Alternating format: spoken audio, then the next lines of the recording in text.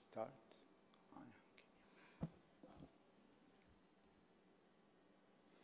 Okay, so this is our objective for today.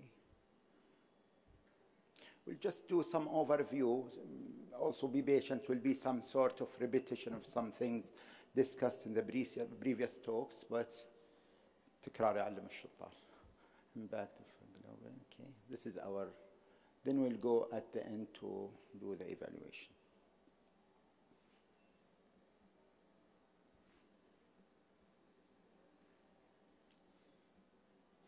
Okay, so when we talk about dementia globally, every 3 seconds we will have a new cases of dementia diagnosed globally. And this, when you talk about the prevalence, I believe somebody talked about it, but it will be around 47 million currently, and it will double every 20 years. In 2030, they expect to be around 75 million people, and in 2050, it will be around 131.5 million cases of dementia. Interestingly, the prevalence of dementia distribution is changed. In the last studies, I believe in 2015 onward, it was more in the low and middle income countries, not as before in the high income countries like Europe and US.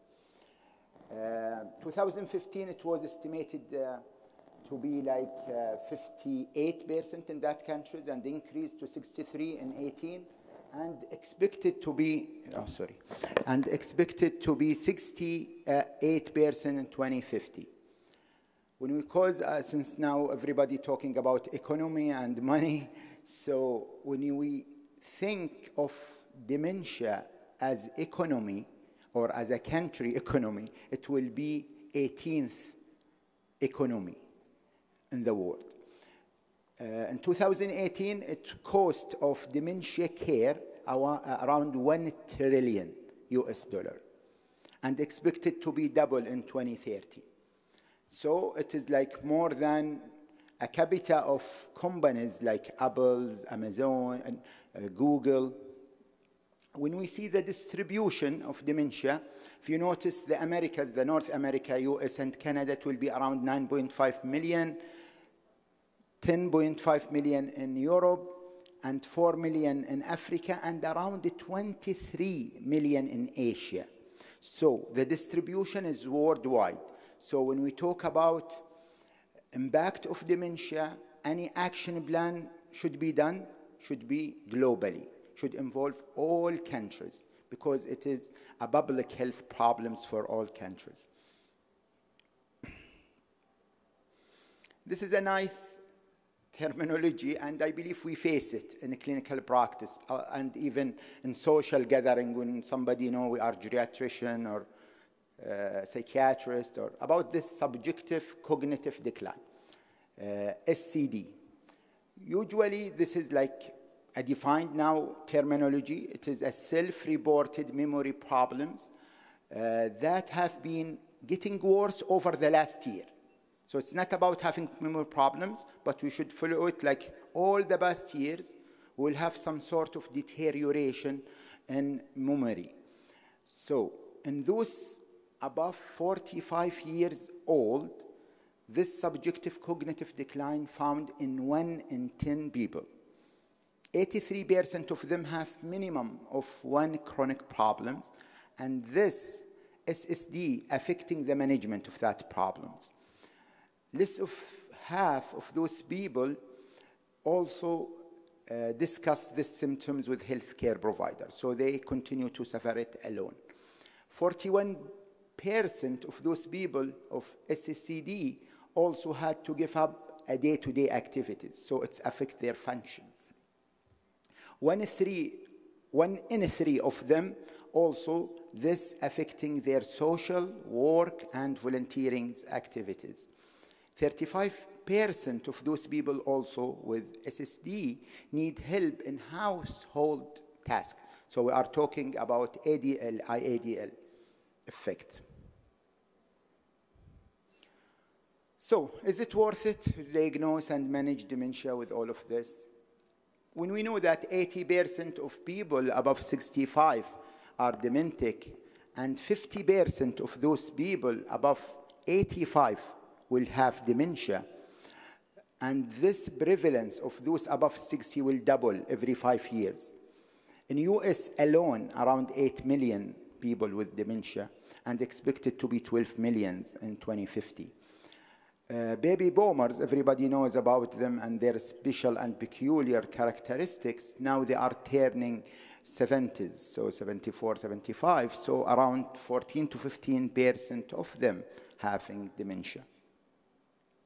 So this will show clearly a dementia is a disease, age problem. So as you get older, you will have more chance to get it. And if you notice, those above 85 to 90 will have, almost half of them will have dementia. So what is dementia?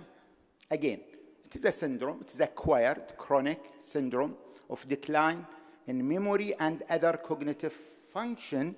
And the key here is that decline should be sufficient to affect daily life in an alert patient. And it should be progressive and disabling. Again, it is not an inherent age of aging. And again, it is a different than a cognitive lapses. Okay. So this is clear. Okay. So if there is any new changes, again, recently, some guidelines and some dementia-interested bodies concentrate on some guidelines related to either research or diagnosis of dementia, either an IA, AA, or American Association, Alzheimer Association, or American Psychiatric Association, and consider dementia in their publications.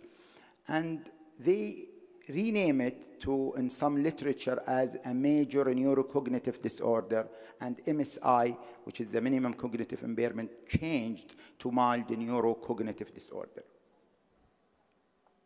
Again, some guidelines concentrating on research, like NIA and AA, and DCM-4, and its recent even revision in 22, I believe, last one in March.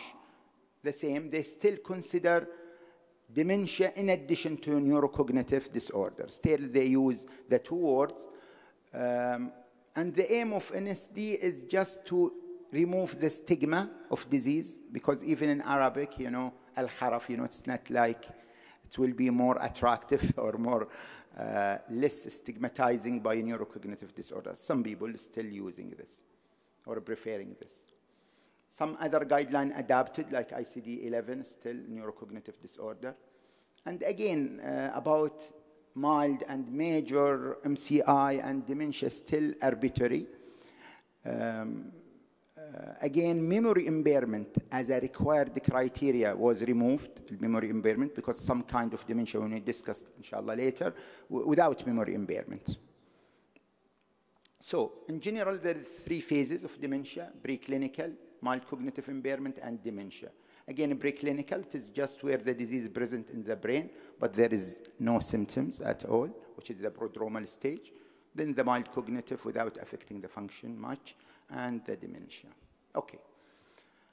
Just I will mention some new tests in dementia, though it is not clinically, widely used. Some used in research and some specialized center, but still they are there, like the biomarkers, like again, which indicate the level of beta amyloid accumulation in the brain, and there is biomarker which indicate the injured or degenerating nerve cell in the brain.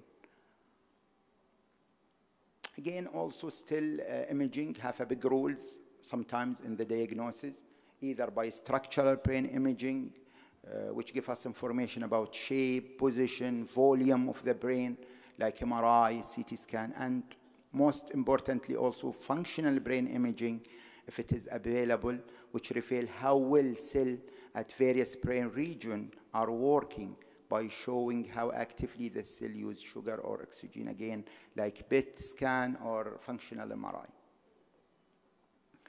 There is also molecular brain imaging, which is again used targeted radio tracer to detect cellular or chemical changes linked to specific diseases. Again, some PET scans and some functional MRI or SPECT scan will do this. Cerebrospinal fluid, yeah, still having a route about checking the beta amyloid level, which was expected to be fall, and tau protein will raise in CSF. Blood, there is blood biomarker, which is again commercial, but it's still less stable than CSF. It's more comfortable, but less stable.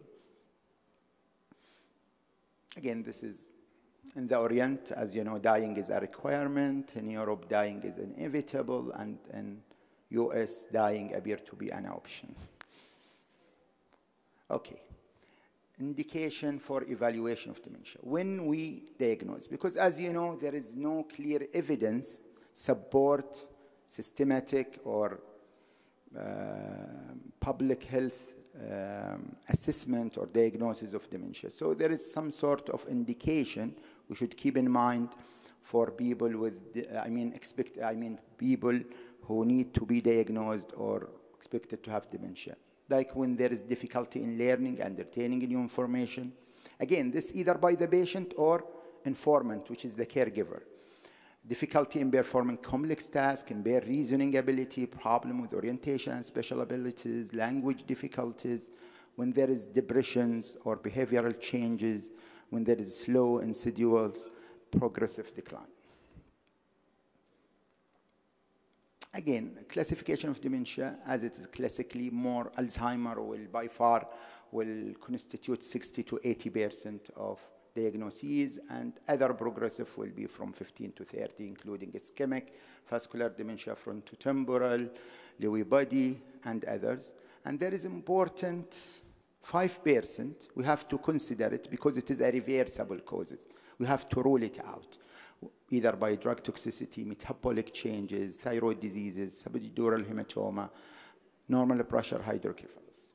This is very simple and important things to rule it out, to get it away from our assessment. So if you notice, this is the umbrella of dementia. So the most common is Alzheimer and other common ones like frontotemporal, vascular, and those completely reversible ones that should be ruled out.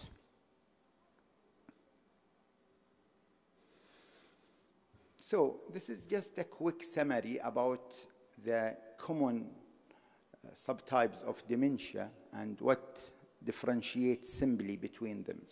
So AD, which is Alzheimer's disease, which is the most common, mainly affect domain of memory, language, visuospatial, indifference. There is some sort of delusions and agitations. Frontotemporal dementia, peculiar things about it, you will find personality changes. There is clear effect in the executive functions. There is hyperorality, relative preservation of visuospatial skills.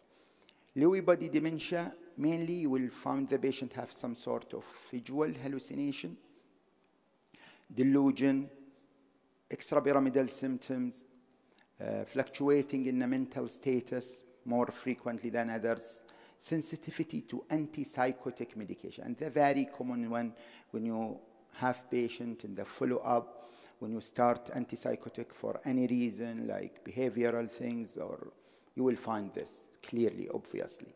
Vascular dementia, also it's a common ones relatively after Alzheimer due to the comorbidities, and common comorbidities we have a cardiovascular one. So you will find it by abrupt onset, stepwise deterioration, prominent aphasia, and prominent motor signs. This is also another summary to differentiate or help you in the diagnosis, different kind. So if you go with Alzheimer again, it will be a gradual cognitive domain and symptoms mainly. It affects those domain, as I mentioned earlier. The motor symptom very rare at the start of the disease. Usually we will find it in the late stage, and mainly you will find apraxia. Progression, again, it takes years, like usually 8 to 10 years. Imaging, again, usually not useful, but when you do by chance or when you do for any other reason, CT scan, you will find possible global atrophy of the brain. Vascular dementia, as we mentioned, it is a sudden, stepwise. Again, it depends on the location of dementia. You will find the domain that cognitively affected. Again, you have to correlate the symptoms with the site of ischemia. Again, it's a gradual and stepwise. You will find cortical and subcortical changes in the brain. Lewy body dementia, again, the onset is gradual. You will find effect in memory, visuospatial. Patient will be suffering with visual hallucination, fluctuating of the symptoms, extreme sensitivity to neuroleptic medications. An examination, you will find Parkinsonism, and usually this is present at the time of cognitive change. So it will be coincidence. You will find cognitive changes and some motor symptoms like Parkinsonism. Again, patients sometimes come with other symptoms, non-cognitive, like falls. For that, this is the importance of exploring cognitive function with, to be vigilant with other things, not cognitive ones like falls and other. You should consider cognitive impairment. Again, it is gradual, but again, it's a faster. It will not take years, like 8 to 10. Maybe it will be a couple of years to find that progression. Again, in the brain, it will be a global atrophy. Frontotemporal dementia, usually it's come in a younger age group, mostly below 70, and sometimes I see patients around 60 or even less. I remember one case, 55, okay, frontotemporal. So again, the main effect is executive function. I remember that patient is a banker, okay, so clearly you will see the decisions, how it's affected his executive functions. Again, you will see the personality changes. Also, one of interesting cases, I found judge. He was qadi and have complete personality changes, disinhibition, which cause a lot of problem and suffering. And this is what we discussed before about the caregiver, about the family. I remember his sons and daughters when you come to, do you think دكتور هذه سوء العاقبة الوالد فيه شيء هو يعني مطوع وقاضي وكيف يعني إنه he said bad words. Then you know you cannot imagine how we relieve them by just change the paradigm and explaining this is not your father, this is the disease. This is the disease what lets him talk like this. When he talk this, I mean behaving by inhibition or these things, this is the disease. And cause a lot of, relieving for the family, which is very important. So this is the frontotemporal.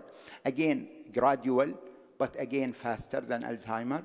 And when you do the CT, you will find clearly the atrophy in those areas, frontotemporal, different than Lewy body or Alzheimer when you see the global atrophy of the brain.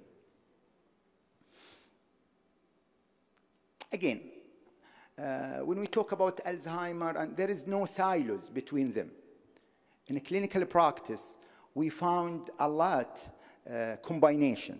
So we'll find the Alzheimer as a background, if you consider it like this, and you have vascular on top of this, which is in 10% of vascular. It is not only vascular, it is vascular with Alzheimer. The same with Lewy body and frontotemporal. So consider this, especially in those above 65 and above 70s. Usually, it will not come progressive type of dementia like vascular or Lewy body or temporal alone. You should consider the Alzheimer as a background of this. So this is a common things we have and we face in a clinical practice in society, how we differentiate for even illiterate people, GBs, primary cares between dementia and normal lapses of age. So normal lapses, forgetting a name. So relax, if you forget some names, no problem. Leaving kettle on when you make tea or coffee, finding right words sometimes, forgetting date or day. Not recognizing family members, especially those who are not visiting frequently. In dementia, you will find it differently. You will find forgetting to serve a meal just prepared, substituting inappropriate words, getting lost in own neighborhood, which is wandering. So this is the big things or differences. Again, when we talk about risk factor, there is definite risk factor by literature, like ApoE4 in white people, atrial fibrillation, depression, those with Down syndrome, family history. There is other possible risk like delirium when there is head trauma, cardiovascular risk factors like heavy smoking, hypercholesteremia, hypertension, also low education level. It's clear in literature that those below high school will have more risk to develop Alzheimer's than those who have education at a graduate level or higher. Those who have higher than high school, almost 3 to 4 years minimum delay of getting Alzheimer's than those who have high school or less. Those who are using postmenopausal hormonal therapy also, there is some sort of possible risk. So again, to keep your brain on. This is very important.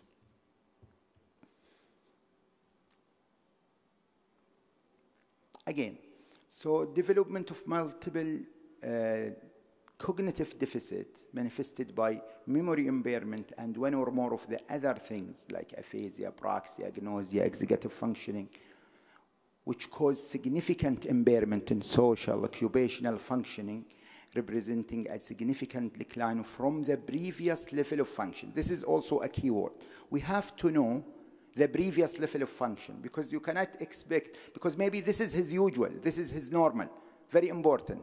You have to consider the previous level of function and see the progression. Again, you have to rule out important things. The delirium is very important, which very frequently coincident with dementia, especially in hospitalized elderly. And we have to distinguish between them. And as you know all, delirium is acute, usually in onset. Usually you will find in the same day, within 24 hours, the fluctuation, impairment of consciousness and attention.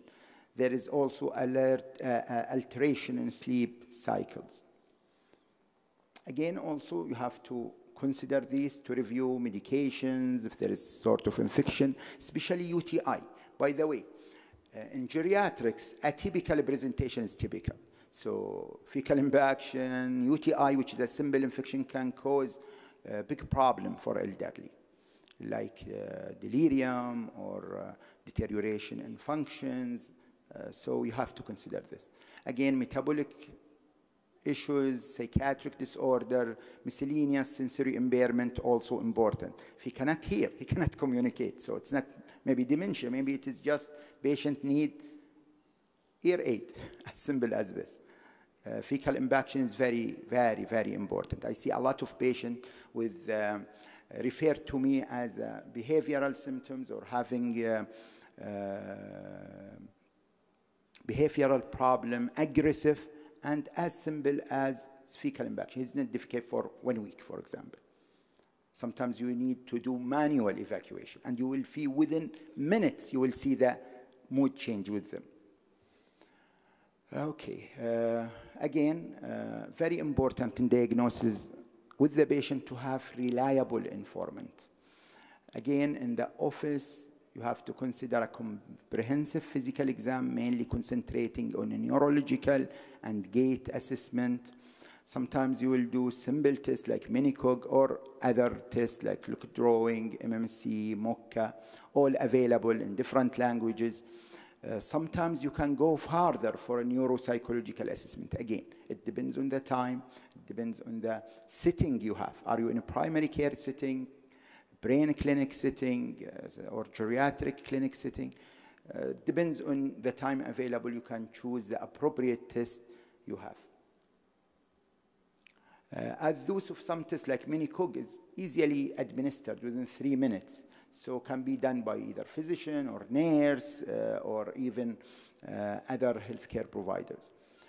Some investigation, you should consider the basic battery of investigation like CBC, liver function, renal function. Sometimes If indicated, you have to do some serological test, vitamin B12 or folate. There is some genetic and commercial Alzheimer test, because as there is limited diagnostic or medication things or modest effect, there is a lot of commercial things. Some of interesting things, Alzheimer blood test, but it's not currently recommended for any clinical use. EEG sometimes needed to be considered, and neuroimaging, which is important in 5%. So when we can do CT scan or request CT scan to be a cost-effective measure of diagnosis dementia. I believe these few tips maybe help you to order or not CT scan. If the onset occur at a younger age, below 65, if the symptoms have occurred recently, below 2 years, when there is some sort of a neurological symptoms or asymmetrical symptoms, when clinical pictures suggest of normal pressure hydrocephalus, i.e. gait problems, incontinence, and other mood changes, then you can consider to do a CT scan test. So, like it, this I cannot say it, you have to. Okay. Okay, so management, again, it is a multifactorial things, and it is pharmacological, non-pharmacological, and supportive, which is a very important one. And the most evidence coming from that domain. Because if you notice, all other things like cholinesterase, the most common one, and the 70 scales, the improvement was 2.7 in that 70 scale. So very modest effect, but this is the available. So considering non-pharmacological, concentrating on the function, quality of remaining life is the key things. This is some sort of resources I believe you can consider of reading more about Alzheimer's will be, I believe, it's a good one. I'm good, Mona? Okay. Take-home messages. I believe you cannot afford to ignore dementia.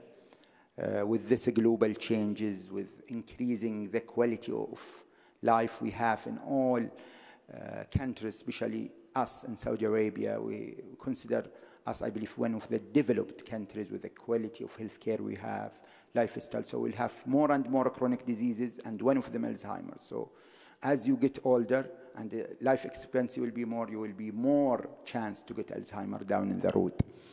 Again, consider caregiver and family as extension of the patient care. It is a part of the care. Diagnose and treat early, recognize behavioral issue, and modify treatment accordingly. As previously said, it is a 6 months to 1 year. You have to reconsider your diagnosis. Again, remember to discuss the end-of-life issues, including advanced directives. And finally, sometimes people live as if they will never die and die as if they are never left. Again, this is a famous thing about us as a geriatrician. We are here to adding life to years, not years to life. Thank you.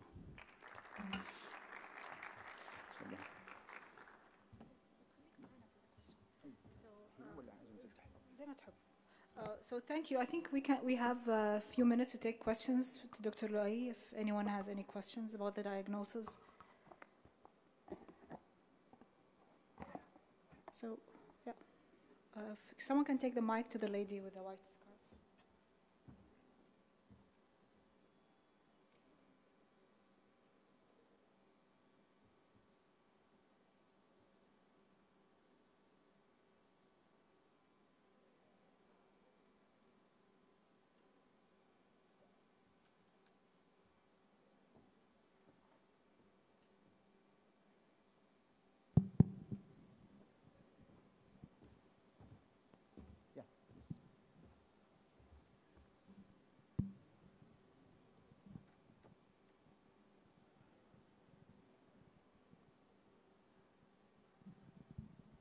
Hello, yeah. Thank you for your talk. My name is Dr. Wajdan Arif. I'm a lecturer in King Saud University. My specialty in neuroimaging. And I just came back from the Netherlands. The research topic we do in Alzheimer. So you mentioned MOCA and mental state examinations. And from my reading, this is not very accurate cognitive test to assess, especially for Alzheimer. So I think this is one of the challenges, is to make a cognitive test that can assess specific cognitive domains, and we know that this specific test is really assess this type of cognition. So, what's your question? Sorry, pardon? I didn't get you. So, what's your question? So, you mean those tests is not accurate? So, what we will do? Yeah, this is one of the challenges. So, yeah. What do you recommend? Like, is there something like research going on? Yeah. Thank you very much for your question. I believe Dr. Hashim touched it before. Usually when in the clinics, usually like 80% of the patient when they come, usually diagnosed, usually they come very late, okay? So the challenge in those with early stages, okay? So again, it depends on the setting. Especially when you know, because we have to think also why we diagnose again, to treat, صح? Am I right? So again, if there is even the treatment and the management have, especially the pharmacological, have modest effect. So mainly the diagnosis is to know where we are and to support the patient to live independently with the quality of his remaining life. So back to the available test. Test we have in the clinical level, again it depends on the setting. Yes, MMSE, MOCA have a limiting one, but still from sensitivity and specificity point of view, it is above 80, by the way. So still, they are not bad. And there is test in a primary care recommended because this is the other side. They don't have time to offer MMSE or MOCA. They want shorter test. So we offer them the mini COG, which is the 3-word registration, then a clock, drawing for distract them, then recall by 3 words. And interestingly, this test also available in Arabic. And it is very important one in primary care setting. And by the way, the sensitivity of this test, which is mini COG alone, is above 50 to 60% when you consider the 3 as a cut-off point, okay? And if you want more sensitivity, you can consider 4. So you will rule in more and more cases. Again, about others, like neuroimaging, it is not available everywhere. Cost effective, also we have to consider it widely. So since you are coming from radiological backgrounds, so for that, if you notice, I mentioned about the most important, the functional MRI, the SPECT scan, but it is a costly and not available and have limited role. So the 5% that we can play with is the one can be get 80% to 90% by usual CT scan, which to rule out the structural ones. But from diagnosis point of view, there is other things. As I mentioned, there is like we have more time, you can do psychoanalysis assessment. This is a big one, take 1.5 hours, full assessment. But again, it will not be readily available in a clinical setting for diagnosis. Okay, if you allow me, I have another question. Yes, yeah, you can. Okay, I don't know here, what is the normal protocol to assess Alzheimer? For example, in Netherlands, we use PET scan. Is it available in Saudi? Use? PET scan. PET scan. For all patients? Yeah. Again, because it's major amyloid beta, so it's easy. Yeah. I mentioned, you know, this is the one of the biomarkers things. As I mentioned, it's not available in all usual secondary care and tertiary settings.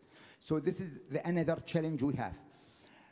We have a few centers who have like brain clinic or geriatrics clinic. So most of the diagnosis goes in the primary care setting, home health care, okay? Or incidentally by, you know, diagnosis in the general internal medicine clinics. And sometimes they refer it to either neurology, geriatric psychiatry, or geriatric medicine. But again, we don't have a particular battery of tests. It depends on the case. There is, as I suggested, there's some few simple tests, simple investigation, but 80% of the diagnosis come from the clinical diagnosis by patient or informant caregiver. So still, I'm recommending the clinical diagnosis over the other things. Or what you are saying is important, and mainly I see it in a research center who are interested in research. They use the biomarkers more, either with the tracers or others. So mainly in the research purposes, not in clinical purposes. Yeah, last thing I want to add, like the recent thing that we're doing is to try to assess like the early stage of Alzheimer by assessing the blood-brain barrier transporters such as P-glycoprotein. Yeah, yeah, this is what I'm saying in the one when we mention about the new modalities of treatment. But again, the challenge, if we diagnose it the same like cancer or it is the same like breast cancer and other, there is a lot of discussion. If we diagnose it early in prodromal, and we know this is, so what you will do? You will increase maybe only, just think about it like this, the suffering of the patient and worried and family about things. If we talk about early intervention is what we recommend by a public health preventive measure, controlling cardiovascular risk factors, smoking, recommending high education, recommending high, doing intellectual activities and social activities for elderly. By those preventive factors, this is the way that how we prevent or delay, let's say, delay the progression or diagnosis of dementia. Because if you consider it from clinical point of view, I believe even if you consider like this, okay, I do brain assessment and you find atrophy. I believe one of the, I don't know if I am mistaken or not, during my reading long time ago, Einstein, when they open his brain, they find it atrophied a little bit. And you see, so I mean, this is a lot of different,